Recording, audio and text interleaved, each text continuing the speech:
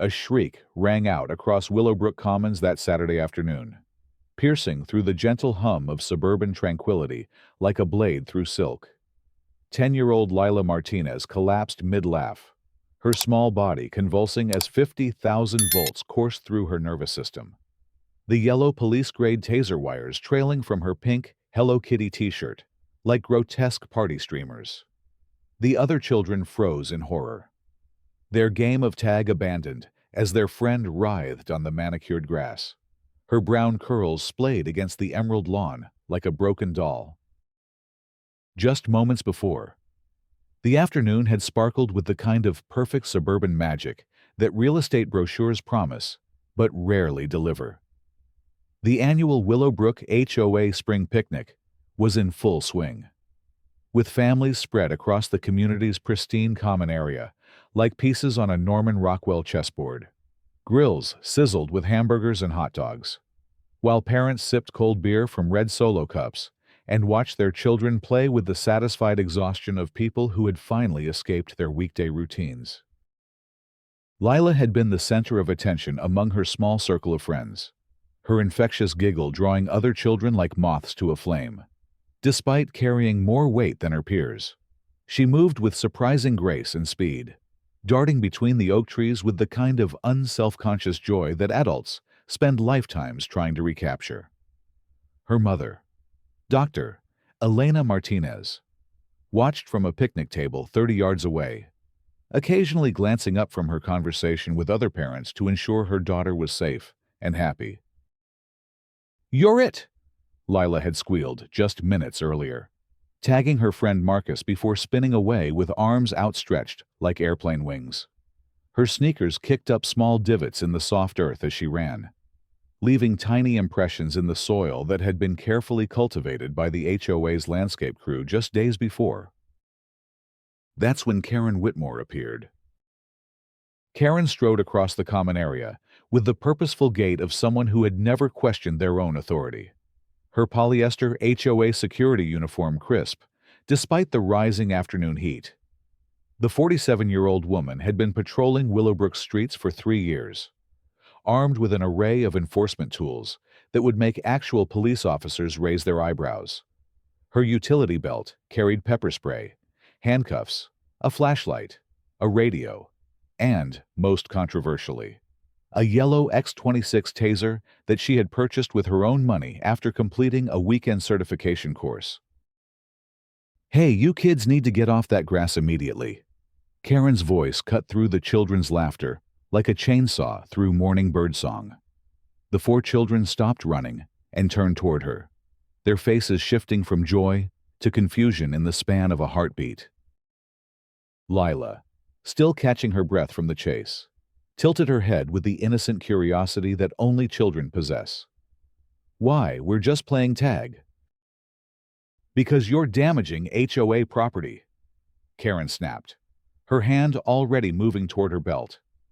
"That landscaping cost the community $15,000, and I'm not going to let a bunch of kids destroy it with their running around." Marcus, a skinny 8-year-old with freckles scattered across his nose like constellations, stepped closer to Lila. "We weren't hurting anything. We were just playing." "Don't talk back to me, son." Karen's voice dropped to a dangerous register that made several nearby parents look up from their conversations.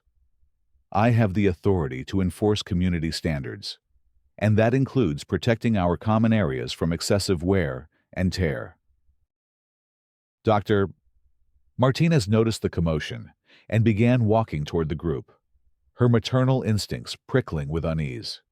She had dealt with difficult people throughout her career in government cybersecurity, but there was something about Karen's rigid posture and aggressive tone that set off alarm bells in her head. Lila, however, remained blissfully unaware of the brewing storm, with the resilience that children display in the face of adult irrationality. She simply shrugged and giggled. "Okay, we'll be more careful. Come on, guys, let's keep playing." She took 2 steps away from Karen, clearly intending to move the game to a different section of the common area. When Karen's patience snapped, like a rubber band stretched beyond its limits. "I said stop!" Karen shouted, her face flushing red with rage. "You think this is some kind of joke? You think you can just ignore me because you're a kid?" The entire picnic fell silent. Conversations died mid-sentence.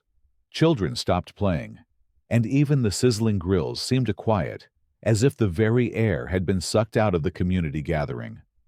Everyone turned to watch the unfolding confrontation between the middle-aged security officer and the 10-year-old girl. Lila's lower lip began to tremble, but she maintained her ground with the stubborn dignity that would make her mother proud years later when she thought back to this moment. "I said we'd be more careful. We weren't doing anything wrong." Wrong. Karen's voice rose to a pitch that made dogs in nearby houses begin to bark. "I'll show you what's wrong with disrespecting authority." What happened next would be replayed countless times on news broadcasts, social media, and in the nightmares of everyone who witnessed it. Karen's hand moved to her taser with practiced efficiency, drawing the yellow device from its holster with the same casual motion she might use to check her phone. The laser sight painted a small red dot on Lila's chest, just above her Hello Kitty logo. "Karen! No! Doctor!" Martinez screamed, breaking into a run across the grass, but she was too far away to intervene. The taser made a sharp crackling sound as it discharged, followed immediately by Lila's piercing shriek. The 10-year-old collapsed, as if someone had cut her strings, her small body convulsing as electrical current overwhelmed her nervous system. The yellow wires stretched between the taser and her pink shirt, like accusatory fingers pointing at the security officer who had just committed an unthinkable act. Time seemed to freeze in that moment, as if the universe itself was trying to process what had just occurred. Then chaos erupted like a volcano of human emotion and activity. "Call 911, someone screamed. "Get that taser away from her," another voice shouted. "Oh my God, she tased a child?" A woman sobbed. "Doctor..." Martinez reached her daughter first, dropping to her knees beside Lila's convulsing form with the controlled panic of someone trained to handle crises. Her hands moved with practiced efficiency, checking Lila's pulse and breathing, while her mind cataloged the medical implications of what had just happened. "Lila, sweetheart, can you hear me?" Elena's voice was steady, despite the terror clawing at her throat. Her daughter's eyes were wide and unfocused, her breathing shallow and rapid, as the electrical shock slowly released its grip on her nervous system. Karen stood frozen with the taser still in her hand, her face pale as the reality of her actions began to penetrate her bubble of righteous anger. She was resisting lawful orders. I had to maintain control of the situation. "You tased a 10-year-old girl," Marcus's father, a burly construction worker named Dave, stepped forward with his hands clenched into fists. "What the hell is wrong with you?" "Stay back." Karen raised the taser again, though her hands were now shaking visibly. "I'm still conducting an investigation here." That's when sirens began wailing in the distance, growing louder with each passing second. Someone had called 911, and the cavalry was coming in the form of actual police officers who would soon have some very serious questions about HOA security protocols. "Doctor..." Martinez gently removed the taser probes from her daughter's shirt, her movements careful and precise despite the adrenaline flooding her system. Lila's convulsions had stopped, but she was still disoriented and crying, her small hands reaching for her mother with desperate need. "It's okay, baby. Mommy's here. You're going to be fine," Elena whispered, gathering her daughter into her arms while simultaneously calculating the potential long-term effects of electrical shock on a developing child's nervous system. The first police car arrived within 4 minutes, followed quickly by an ambulance and 2 more patrol units. Officer James Rodriguez was the first to step out of his vehicle, and his expression darkened immediately when he saw the taser wires on the ground and the crying child in her mother's arms. "What happened here?" Rodriguez demanded, his hand instinctively moving toward his own weapon as he assessed the scene. "This maniac tased my daughter for playing tag." "Doctor."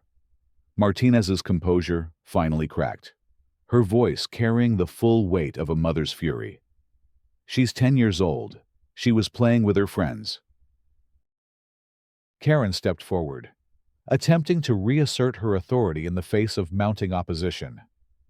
"Officer, I'm Karen Whitmore, HOA Security for Willowbrook Commons. I was forced to use my taser to subdue a subject who was resisting lawful orders and damaging community property." Rodriguez stared at her for a long moment, his expression shifting from professional neutrality to barely contained disgust. "You tased a child." "She was being non-compliant and showed signs of aggression," Karen insisted, though her voice lacked the conviction it had carried just minutes earlier. "Signs of aggression." Dave stepped forward again, his voice rising with each word. "She was playing tag. She's a little girl." The paramedics took over Lila's care, checking her vital signs and preparing her for transport to the hospital for a full neurological evaluation. "Doctor..." Martinez climbed into the ambulance with her daughter, but not before turning back to address Karen with a voice that carried the cold precision of someone accustomed to wielding significant power. "You have no idea what you've just done," Elena said quietly, her words cutting through the chaos like a scalpel. "No idea at all." Karen watched the ambulance disappear down Maple Street, its red and blue lights casting eerie shadows across the common area that had been transformed from a peaceful picnic into a crime scene. She was still holding her taser, though she no longer seemed to remember why. Officer Rodriguez approached her with the measured steps of someone who had dealt with countless domestic disturbances, but had never quite encountered anything like this. "Ma'am, I need you to put the weapon down and place your hands behind your back." "What, why?" Karen's voice cracked with confusion and growing panic. "I was doing my job. I have the authority to enforce HOA regulations." "You have the right to remain silent," Rodriguez began, producing his handcuffs as 24 witnesses watched with satisfaction and disbelief. "Anything you say can and will be used against you in a court of law." As the handcuffs clicked around Karen's wrists, she finally began to understand that her interpretation of authority might not align with the legal system's view of appropriate force. The crowd of picnic-goers watched in stunned silence as she was loaded into the back of a police cruiser, her HOA uniform now looking less like a symbol of authority and more like a costume from a very dark comedy. The story might have ended there, with Karen facing assault charges and losing her security position, if not for what happened at Bethesda Naval Hospital 3 hours later. "Doctor..." Elena Martinez sat beside her daughter's hospital bed, holding Lila's small hand while monitoring the readouts from various medical devices. The doctors had determined that Lila would make a full recovery, though they wanted to keep her overnight for observation. The 10-year-old was alert and talking, though she still seemed confused about why someone had hurt her for playing tag. "Mommy, why did that lady hurt me?" Lila asked for the 3rd time, her brown eyes wide with the kind of innocent confusion that breaks parents' hearts. "I don't know, sweetheart, but I promise she's never going to hurt you or anyone else again," Elena replied, her voice carrying a promise that went far beyond maternal comfort. That's when Dr. Martinez's phone began ringing with calls from colleagues, supervisors, and eventually, people whose names appeared in classified directories. Word was spreading through certain government circles that someone had attacked the daughter of a woman with Level 5 security clearance and access to some of the Pentagon's most sensitive cybersecurity systems. The first call came from Elena's immediate supervisor at the Department of Defense. "Elena, are you and Lila okay? I just heard what happened." We're fine. Thanks.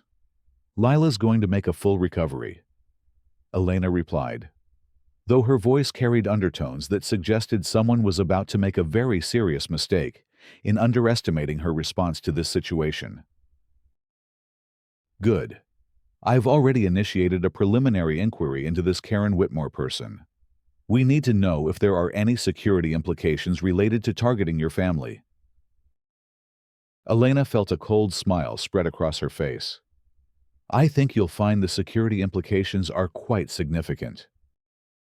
Within hours, Karen Whitmore's name was running through databases that most American citizens never knew existed. Her employment history, financial records, social media activity, and personal associations were being analyzed by algorithms designed to detect threats to national security. What they found was fascinating in all the wrong ways. Karen had lied on her HOA employment application about her previous job history, omitting a termination from a private security company for excessive force. She had also failed to mention her membership in several online groups that promoted extremist views about authority and civil disobedience. Most damaging of all, she had recently applied for a federal security position that would have given her access to sensitive government facilities. The investigation expanded like ripples in a pond, touching every aspect of Karen's life and the organization that had employed her. The Willowbrook HOA board found themselves facing questions from federal investigators about their hiring practices, security protocols, and oversight procedures. It became clear that they had armed a potentially unstable individual with weapons and authority without conducting proper background checks. Meanwhile, the video of the incident was spreading across social media like wildfire. Someone had recorded the entire confrontation on their phone, and the footage of a uniformed security officer tasing a 10-year-old girl for playing tag struck a nerve with viewers across the country. The hashtag #JusticeForLila for Lila began trending within 12 hours, accompanied by thousands of comments expressing outrage and demands for accountability. News outlets picked up the story by Sunday morning, and by Monday, it had become a national sensation.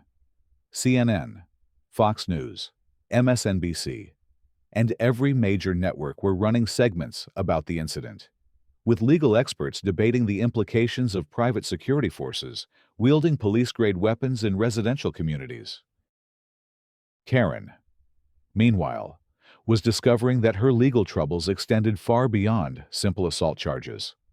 The federal investigation had uncovered evidence of her false statements on government security applications, which constituted multiple felonies.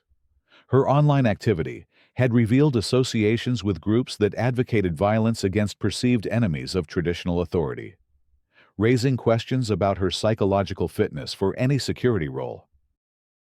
The district attorney held a press conference on Tuesday morning, standing behind a podium, bristling with microphones as cameras flashed and reporters shouted questions. After reviewing all available evidence, including video footage and witness statements, we will be filing multiple charges against Karen Whitmore, including aggravated assault against a minor, reckless endangerment, and abuse of authority. But the real bombshell came when a reporter asked about the federal investigation. We understand that the victim's mother holds a high-level security position with the Department of Defense. Can you comment on any national security implications? The DA's expression grew grave. I can confirm that federal authorities are conducting their own parallel investigation into potential security violations. Ms. Whitmore's false statements on federal applications and her associations with certain extremist groups have raised serious questions about her suitability for any position involving public safety or national security. The Willowbrook HOA board called an emergency meeting for Wednesday evening, hastily scheduling the gathering in the community center where just days earlier, families had been planning the very picnic that had turned into a nightmare. Board President Margaret Thompson stood before a packed room of angry residents, her usually confident demeanor replaced by the defensive posture of someone who knew they were about to face a hostile crowd. I want to begin by expressing our deepest apologies to the Martinez family and our entire community for what occurred last Saturday. Thompson began, her voice barely audible over the murmur of angry voices. We are conducting a full review of our security protocols and personnel policies. Review, Dave, Marcus's father, stood up from his seat in the third row. You gave a crazy woman a taser and told her to patrol our neighborhood. My kid was standing right next to Lila when she got shocked. We followed all applicable guidelines for hiring security personnel. Thompson replied weakly. What guidelines? Demanded Sarah Chen, a resident who had been recording the emergency meeting on her phone. Did those guidelines include psychological evaluations, background checks, training requirements? The uncomfortable silence that followed answered her question more effectively than any words could have. Dr. Martinez entered the community center just as the crowd was reaching peak agitation, her appearance causing an immediate hush to fall over the assembled residents. She had spent the past few days alternating between caring for Lila and coordinating with federal investigators. But tonight, she had come to address her neighbors directly. I want to thank everyone for their support over the past week, Elena began, her voice carrying easily to the back of the room without need for amplification. Lila is recovering well, both physically and emotionally, though she still doesn't understand why someone hurt her for playing with her friends. The crowd listened in respectful silence as she continued. But I'm not here tonight just as Lila's mother. I'm here as someone who has spent 15 years protecting our nation's cybersecurity infrastructure. Someone who understands the importance of proper vetting and oversight when it comes to positions of authority. Thompson shifted uncomfortably in her chair as Elena's gaze swept across the board members. The federal investigation into Karen Whitmore has revealed a pattern of deception, extremist associations, and psychological instability that should have been caught by even the most basic background check.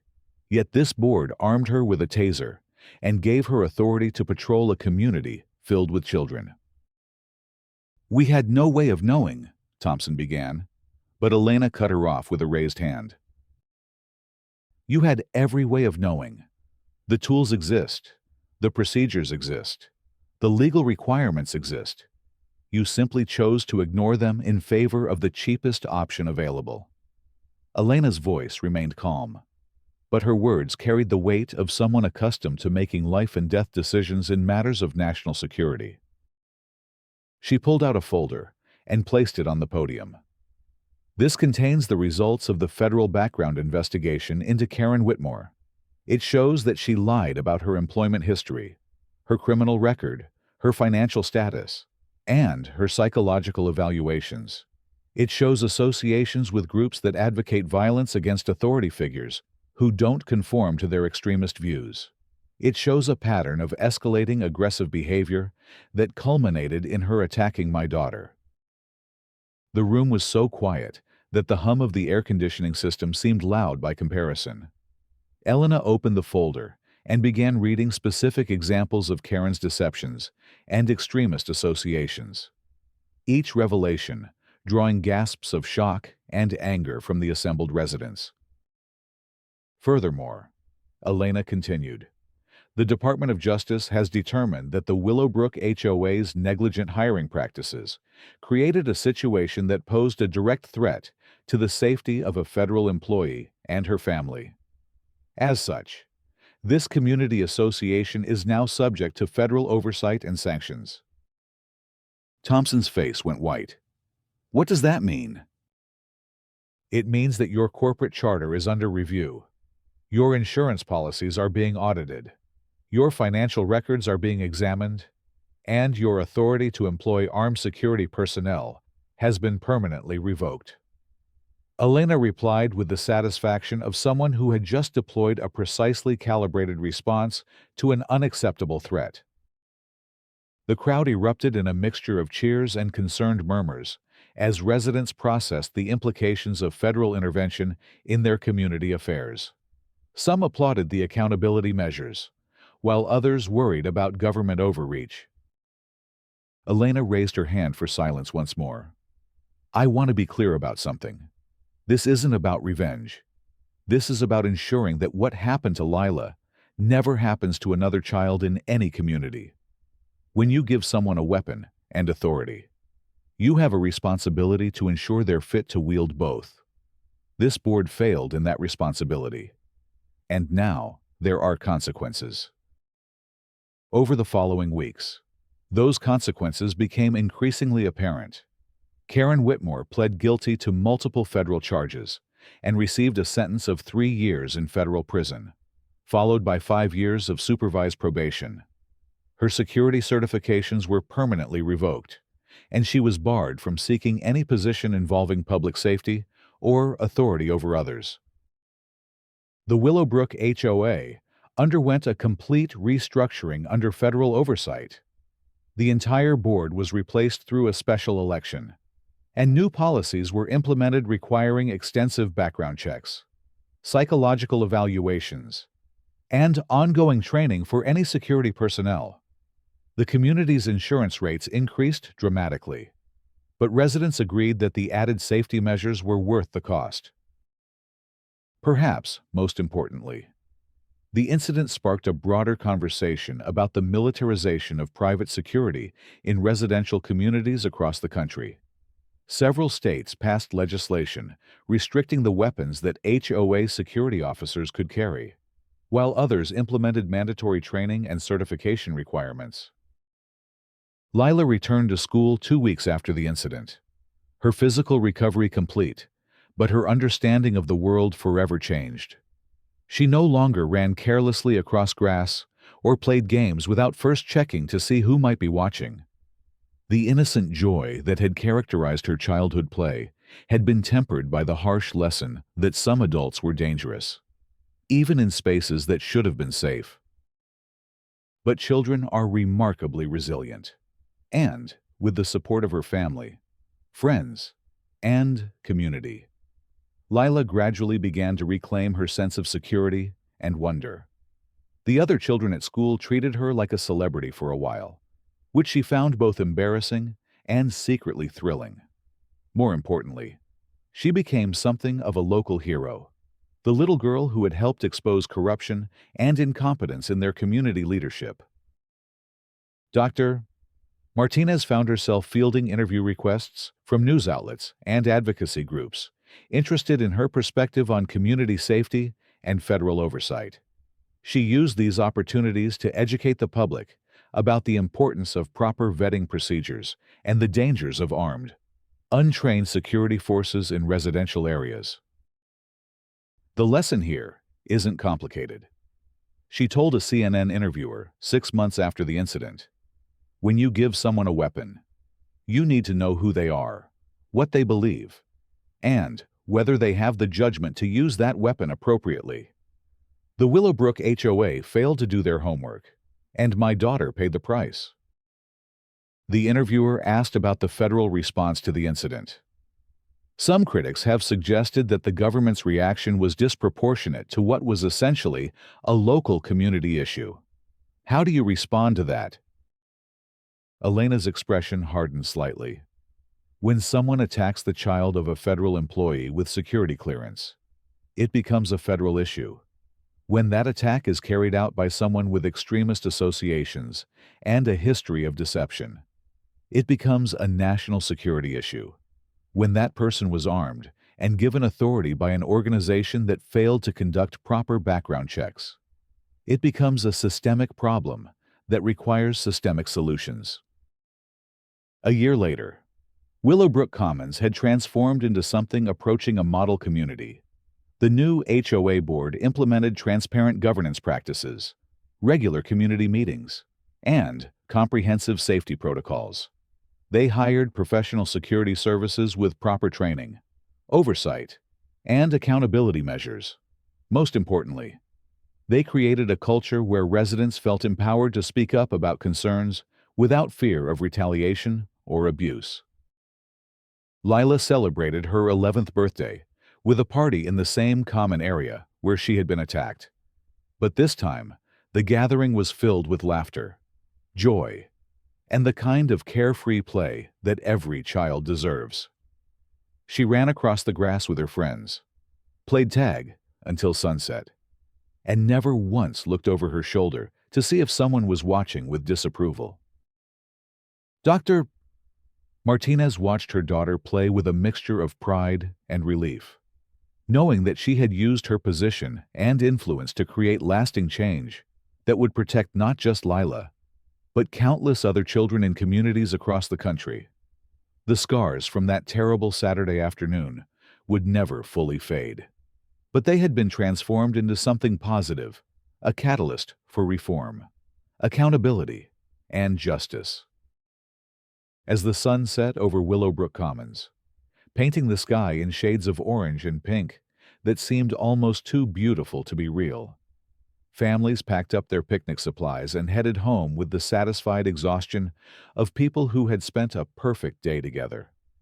Children ran ahead of their parents, their laughter echoing off the houses that lined the streets, while adults lingered to chat about weekend plans and community events. It was exactly the kind of suburban paradise that real estate brochures promise. Except now, it was real. The difference was that this community had learned the hard way that paradise requires vigilance, accountability, and the courage to stand up for what's right, even when it's difficult or uncomfortable. Karen Whitmore watched the sunset from her federal prison cell, her window facing east toward a horizon she wouldn't cross for several more years. She had plenty of time to reflect on the choices that had brought her to this place, though she remained convinced that she had been treated unfairly by a system that didn't understand the pressures of maintaining order in an increasingly chaotic world. But on this particular evening, as children's laughter drifted through communities across America and families gathered around dinner tables to share stories of their day, Karen's perspective mattered less than the precedent that had been established. The message was clear: those who would abuse positions of authority to harm innocent children would face consequences commensurate with their crimes, regardless of their perceived status or claimed justifications. In the end, the story of that terrible Saturday afternoon became something larger than any single incident or individual. It became a reminder that communities are only as strong as their commitment to protecting their most vulnerable members, and that true authority comes not from weapons or uniforms, but from the trust and respect of those we serve. The grass in Willowbrook Commons grew thick and green that summer, unmarked by the trauma it had witnessed, but enriched by the justice that had followed. Children played tag beneath the oak trees. Their parents watched with easy confidence. And, somewhere in the Pentagon, a cybersecurity chief smiled as she read reports of declining incidents involving armed private security in residential communities across the nation. Change, when it comes, often arrives in the most unexpected packages. Sometimes it takes the form of a 10-year-old girl playing tag, a mother's fierce protection, and a community's willingness to demand better from those they entrust with authority. In Willowbrook Commons, at least, that change had taken root and flourished, creating something beautiful from something terrible, and ensuring that Lila Martinez's pain had not been in vain.